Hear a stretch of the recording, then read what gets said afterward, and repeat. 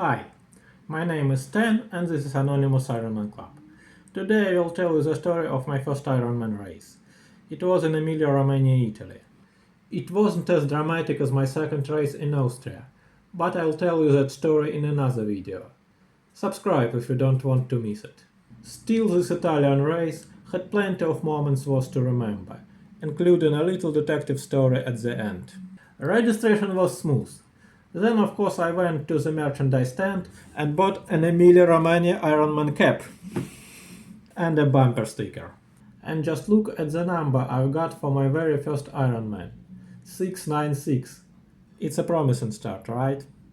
Well, Italy, Emilia-Romagna, the seaside near Rimini. September. Perfect weather.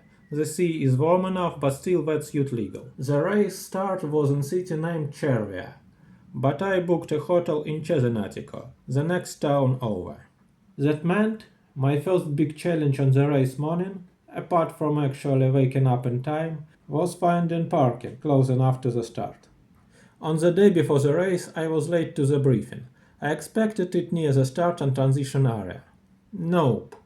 It was in a completely different part of town, about a 15 minutes walk away. Why is it so hard to print one proper map with everything marked? Start, transition, briefing. The rest of the day I spent on the beach, while others were running, swimming, and nervously preparing.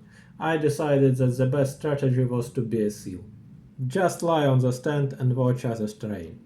Sitting on the beach, I noticed boys marking swimming course. They didn't look far, until I spotted a tiny one on the horizon. Turns out the closer boys were just the first turn.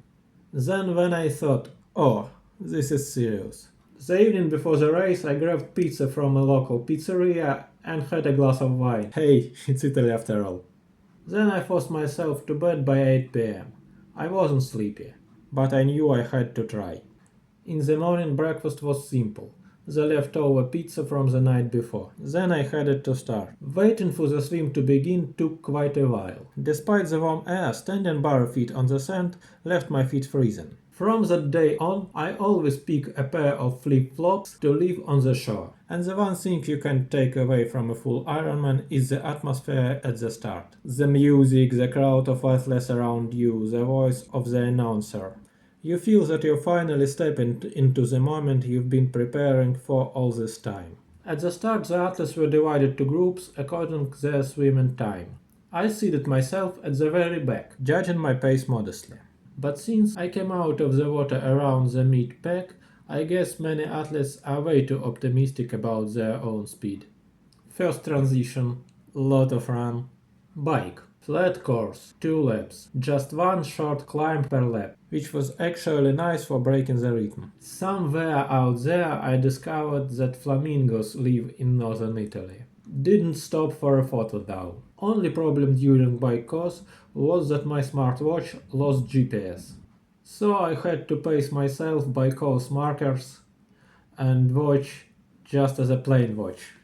Old school. But it didn't really cause issues. The run was also flat. At one point, a woman sitting in a cafe, I thought she was British, shouted, "Come on, this is the best freaking challenge." And now that's basically my triathlon motto. Approaching the finish, I suddenly heard a heavy breathing behind me. Somehow I found energy to sprint, pushing past a few people who were gently waving to their kids. There is even a photo of me, looking ridiculously fresh in those last meters. A friend of mine, also triathlete, saw it and said, "You can't look that fresh at an Ironman finish." Of course I rang the special bell for the first time Ironman finishers. And finally I heard the words I've been waiting for all those 18 months of training. Stanislav Machulski, you are an Ironman. Funny thing though, I almost let those words slip by without really feeling them. So as soon as I recovered a bit, I knew I have to sign up for another race, just to truly live that finish moment.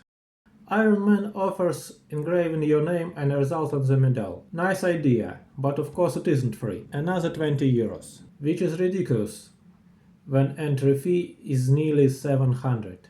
But fine, I paid. But problem, when I finished, my wallet was with my morning clothes. No issue, they said. Just leave your medal here, grab the stuff, and come back. So I left, got my bag, and tried to re-enter the finish area. And suddenly it was like a nightclub with control in Moscow in early 2000s. No, sir, you can't go back in. But my medal, engraving, nope, not happening. We argued in a strange mix of English, Italian, and some Russian words nobody understood but fit situation perfectly. Bottom line, I had to return back next morning. When I finally got to the engraving booth, the guy, German in lederhosen and Tyrolean hat, no kidding, said, "Okay, unless of course your medal was stolen." I laughed. He didn't. Turns out a few engraved medals had disappeared overnight. Eventually they gave me back a medal. Though I'm not pretty sure it was the same one I crossed the line with. But honestly, it didn't matter that much. Still, I couldn't help thinking, why would anyone want a medal engraved with my name? Most likely, somewhere in Italy I have a secret admirer, who was too shy to come up to me, and decided to take something to remember me by. After the race. Of course, I immediately put on the finisher t-shirt and wore it proudly the next day. But come on! If there was a competition for the less quality t-shirt, Ironman would win it head down. I swear, you could get the same quality shirt on AliExpress for €1, shipping included. Even small town marathons, with €20 entry fee, had better quality t-shirts. Still, next morning I couldn't resist. I showed my full brand addiction. I went straight to the expo and bought an official Ironman finisher cap. I didn't dare to buy it in advance, just in case I didn't make it to the line. That was my first Ironman, with bib number 696, with pizza and wine the night before, with frozen feet in the morning, with medal stolen by secret admirer. It gave me an unforgettable debut. Like this video and subscribe if you don't want to miss the story of my second Ironman in Austria, and how I got into triathlon in first place. On the way back I decided not to wait. I stopped at a random tattoo studio near Venice and got my M. tattoo with Italy flag colors. People have very different opinion about those tattoos. What do you think? Write in comment.